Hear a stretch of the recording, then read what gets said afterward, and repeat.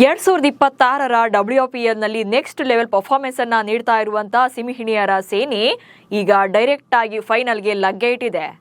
ಗುರುವಾರ ನಡೆದ UP warriors ವಿರುದ್ಧದ ಪಂದ್ಯದಲ್ಲಿ ರಾಯಲ್ ಚಾಲೆಂಜರ್ಸ್ ಬೆಂಗಳೂರು ತಂಡದ ಆಟಗಾರ್ತಿಯರು ಭರ್ಜರಿಯಾಗಿ ಗೆದ್ದು ಫೈನಲ್ ಟಿಕೆಟ್ ಅನ್ನು ಪಡೆದಿದ್ದಾರೆ.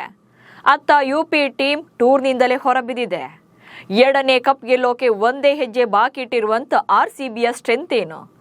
ಆಕ್ಷನ್ನಲ್ಲಿ ಮಾಡಿದಂತಹ ಸ್ಮಾರ್ಟ್ ಬಿಡ್ಗಳೇ ಕಾರಣನಾ? ಲಾರೆನ್ ಬೆಲ್ ಲಕ್ಕಿ ಗರ್ಲ್ ಆಗಿದ್ದು ಹೇಗೆ? ಈ ಬಗೆಗಿನ ಒಂದಷ್ಟು ಮಾಹಿತಿಯನ್ನ ಈ ವಿಡಿಯೋದಲ್ಲಿ ನೀಡ್ತೀನಿ. ನಾನು ಶಾಂತ. ನೀವು ಸುದ್ದಿಯಾನದ ಸಬ್ಸ್ಕ್ರೈಬರ್ ಆಗೋದಕ್ಕೆ ಮರಿಬೇಡಿ. 4ನೇ ಸೀಸನ್ WPLನಲ್ಲಿ ಸತತ 5 ಪಂದ್ಯಗಳನ್ನು ಗೆದ್ದು ಪ್ಲೇ ಆಫ್ಗೆ ಲಗ್ಗೆ ಇಟ್ಟಿದ್ದ RCB 6ನೇ ಮತ್ತು 7ನೇ ಪಂದ್ಯದಲ್ಲಿ ಸೋತು ಬ್ಯಾಕ್ ಟು ಬ್ಯಾಕ್ ಸೋಲನ್ನು ಕಂಡಿತು. ಇದರಿಂದ ಎಲ್ಲಿ ಡೈರೆಕ್ಟ್ ಫೈನಲ್ ಟಿಕೆಟ್ ಮಿಸ್ ಆಗುತ್ತೋ ಅಥವಾ ಗೆಲುವಿನ ಹಳಿ ತಪ್ಪಿತಾ ಎನ್ನುವಂತ ಆತಂಕ ಶುರುವಾಗಿತ್ತು.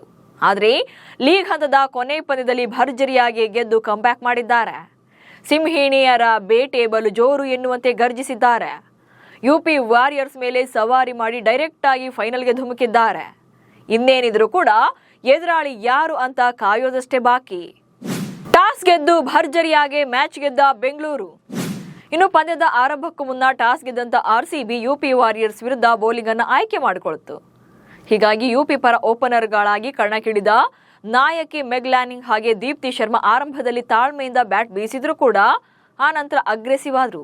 ಮೊದಲ ವಿಕೆಟ್ಗೆ 74 ರನ್ಗಳ ಜೊತೆಯಾಟ ಬಂತು. 41 ರನ್ ಗಳಿಸಿದ ಮೆಗ್ ಲ್ಯಾನಿನ್ಗೆ ನಡಿನ್ ಡಿ ಕ್ಲರ್ಕ್ ಪೆವಿಲಿಯನ್ ದಾರಿ ತೋರಿಸಿದ್ರು. ಮೊದಲ ಬ್ರೇಕ್ ಥ್ರೂ ತಂದುಕೊಟ್ರು. ಮತ್ತೊಂದು ಕಡೆ ದೀಪ್ತಿ 55 ರನ್ ಗಳಿಸಿ ಶ್ರೇಯಾಂಕ ಪಾಟೀಲ್ಗೆ ವಿಕೆಟ್ ಒಪ್ಪಿಸಿದ್ರು. ಆನಂತರ ಬಂದ ಯುಪಿ ಪರ ಯಾರಿಂದಲೂ ಕೂಡ ಬ್ಯಾಟಿಂಗ್ನಲ್ಲಿ 15ಕ್ಕಿಂತ ಜಾಸ್ತಿ ಸ್ಕೋರ್ ಬರಲೇ ಇಲ್ಲ. ಹೀಗಾಗಿ 20 ಓವರ್ಗಳಲ್ಲಿ 8 ವಿಕೆಟ್ಗಳ ನಷ್ಟಕ್ಕೆ 143 ರನ್ ಗಳಿಸಲಷ್ಟೇ ಸಾಧ್ಯ ಆಯಿತು.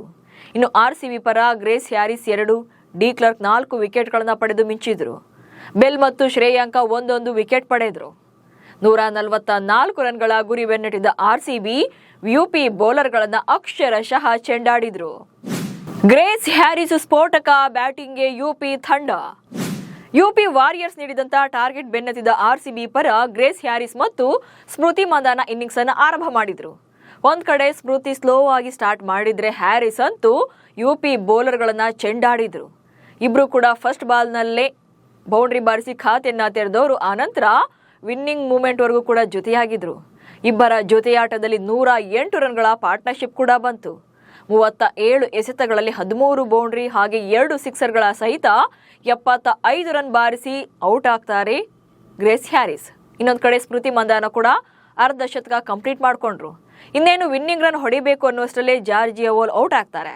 ಅಂತಿಮವಾಗಿ ಸ್ಮೃತಿ ಮಂದಾನ ಬೌಂಡ್ರಿ ಮೂಲಕ ಪಂದ್ಯವನ್ನ ಗೆದ್ದು ತಂಡವನ್ನ ಫೈನಲ್ಗೆ ಕೊಂಡೊಯ್ದಿದ್ದಾರೆ. 13.1 ಓವರ್ಗಳಲ್ಲೇ 2 ವಿಕೆಟ್ ನಷ್ಟಕ್ಕೆ ಟಾರ್ಗೆಟ್ ರೀಚ್ ಆಗಿದ್ದಾರೆ. 4ನೇ ಆವೃತ್ತಿಯಲ್ಲಿ ಸಿಂಹಿಣಿಯರ ಬೇಟೆ ಬಲು ಜೋರು. ಇನ್ನು ಈ ಸೀಸನ್ ಅಲ್ಲಿ RCB ಪರ ಅದ್ಭುತ ಪ್ರದರ್ಶನಕ್ಕೆ ಕಾರಣವೇ ಕ್ವಾಲಿಟಿ ಪ್ಲೇಯರ್ಗಳು. ಅದರಲ್ಲೂ ವಿದೇಶಿ ಆಟಗಾರರಂತೂ ಅದ್ಭುತವಾದಂತಹ ಫಾರ್ಮ್ ನಲ್ಲಿದ್ದಾರೆ. English fast bowler Lauren Bell ಅಂತೂ ರನ್ಸ್ಗಳನ್ನೇ ಕೊಡೋದಿಲ್ಲ. ತೀರಾ ಕಂಜೂಸ್. ರನ್ಸ್ಗಿಂತ ಜಾಸ್ತಿ ಡಾಟ್ ಬಾಲ್ಸೇ ಇರುತ್ತೆ. 90 ಲಕ್ಷಕ್ಕೆ ಹರಾಜಿನಲ್ಲಿ ಖರೀದಿ ಮಾಡಿದಂತ ಬೆಲ್ ಈ ಸೀಸನ್ ಅಲ್ಲಿ ಬೆಸ್ಟ್ ಬೌಲರ್ ಆಗಿದ್ದಾರೆ. 8 ಪಂದ್ಯಗಳಿಂದ 12 ವಿಕೆಟ್ಗಳನ್ನ ಪಡೆದಿದ್ದಾರೆ. ಅದಕ್ಕಿಂತ ಜಾಸ್ತಿ ಎಕಾನಮಿ ರೇಟ್ ಅಂತೂ ನೆಕ್ಸ್ಟ್ ಲೆವೆಲ್ನಲ್ಲಿದೆ. 5.62 ಎಕಾನಮಿಯಲ್ಲಿ ರನ್ಸ್ಗಳನ್ನು ಕೊಟ್ಟಿದ್ದಾರೆ. ಅಂದರೆ ಬಾಲ್ಗೊಂದು ರನ್ಸ್ ಕೂಡ ಕೊಟ್ಟಿಲ್ಲ. ಇನ್ನು ಆಲ್ರೌಂಡರ್ ನಡಿನ್ ಡಿ ಕ್ಲರ್ಕ್ ಕೂಡ ಅಷ್ಟೇ ಎಫೆಕ್ಟಿವ್ ಆಗಿದ್ದಾರೆ. 8 ಪಂದ್ಯಗಳಿಂದ 15 ವಿಕೆಟ್ ಕಬಳಿಸಿ ಜಾಯಿಂಟ್ ಮೋಸ್ಟ್ ವಿಕೆಟ್ ಪಡೆದ ಬೌಲರ್ ಆಗಿದ್ದಾರೆ. ಹರಾಜಿನಲ್ಲಿ RCB ಇವರನ್ನು 65 ಲಕ್ಷಕ್ಕೆ ಖರೀದಿ ಮಾಡಿತ್ತು. ಇನ್ನು ಓಪನರ್ ಗ್ರೇಸ್ ಹ್ಯಾರಿಸ್ ಕೂಡ ಈ ಸೀಸನ್ನ ಬೆಸ್ಟ್ ಸ್ಟ್ರೈಕ್ ರೇಟ್ ಬ್ಯಾಟರ್ ಆಗಿದ್ದಾರೆ. ಹಾಗೆ ಯುಪಿ ವಿರುದ್ಧ ಕೂಡ 202ರ ಸ್ಟ್ರೈಕ್ ರೇಟ್ನಲ್ಲಿ ಬ್ಯಾಟ್ ಬೀಸಿದ್ರು.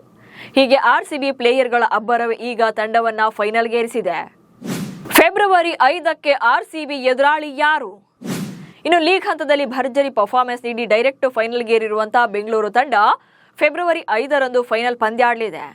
ಪ್ರಸ್ತುತ ಪಾಯಿಂಟ್ಸ್ ಟೇಬಲ್ನಲ್ಲಿ ಯುಪಿ ಕೊನೆಯ ಸ್ಥಾನದಲ್ಲಿದ್ದು ಪ್ಲೇ ಆಫ್ ರೇಸ್ನಿಂದ ಆಲ್ರೆಡಿ ಹೊರಬಿದ್ದಿದೆ. ಇನ್ನು 2ನೇ ಸ್ಥಾನದಲ್ಲಿ ಗುಜರಾತ್ ತಂಡ ಇದ್ರೆ 3ನೇ ಸ್ಥಾನದಲ್ಲಿ MI ಇದೆ. ಡೆಲ್ಲಿ ಪಡೆ 4ನೇ ಸ್ಥಾನದಲ್ಲಿದೆ. ಪ್ಲೇ ಆಫ್ ಗೇರೋಕೆ GG, DC ಹಾಗೆ MIಗೆ ಚಾನ್ಸ್ ಇದೆ. ಲೀಗ್ ಹಂತದ ಕೊನೆ 2 ಪಂದ್ಯಗಳಲ್ಲಿ ಕ್ವಾಲಿಫೈಯರ್ ಗೇಮ್ ಆಡೋದು ಯಾರು ಅನ್ನೋದು ಗೊತ್ತಾಗುತ್ತೆ. ಫೆಬ್ರವರಿ 3ಕ್ಕೆ ಎಲಿಮಿನೇಟರ್ ಪಂದ್ಯ ನಡೆಯಲಿದ್ದು ಗೆದ್ದವರು RCB ವಿರುದ್ಧ ಫೈನಲ್ನಲ್ಲಿ ಆಡ್ತಾರೆ. ಇನ್ನು ಸೋತವರು ಟೂರ್ನಿಂದಲೇ ಹೊರಬೀಳ್ತಾರೆ. ಒಟ್ನಲ್ಲಿ ಯಾರೇ ಫೈನಲ್ಗೆ ಬಂದರೂ ಕೂಡ ಬೇಟೆಯಾಡಿ ಕಪ್ ಗೆಲ್ತೇವೆ ಅನ್ನುವಂಥ ಕಾನ್ಫಿಡೆನ್ಸ್ನಲ್ಲಿ ಬೆಂಗಳೂರು ಸಿಂಹಿಣಿಯರಿದ್ದಾರೆ. 2024ರ ಚಾಂಪಿಯನ್ಸ್ ಈಗ ಮತ್ತೆ 2026ರಲ್ಲಿ 2ನೇ ಕಪ್ ಗೆಲ್ಲುವಂಥ ಫೇವರೆಟ್ ಟೀಮ್ ಆಗಿದ್ದಾರೆ. ಸೊ ನಿಮಗೂ ಕೂಡ RCB 2ನೇ ಟ್ರೋಫಿ ಗೆಲ್ಲುತ್ತೆ ಅನಿಸಿದ್ರೆ ಕಮೆಂಟ್ಸ್ ಮೂಲಕ ತಿಳಿಸಿ. ಹಾಗೆ ಸುದ್ದಿಯಾನ ಚಾನಲ್ನಲ್ಲಿ ಜಾಹೀರಾತು ಹಾಗೂ ಪ್ರಾಡಕ್ಟ್ ಪ್ರಮೋಷನ್ಗೆ ಡಿಸ್ಪ್ಲೇನಲ್ಲಿ ಕಾಣಿಸುವಂಥ ನಂಬರ್ಗೆ ವಾಟ್ಸಪ್ ಮಾಡಿ. ನಮಸ್ಕಾರ.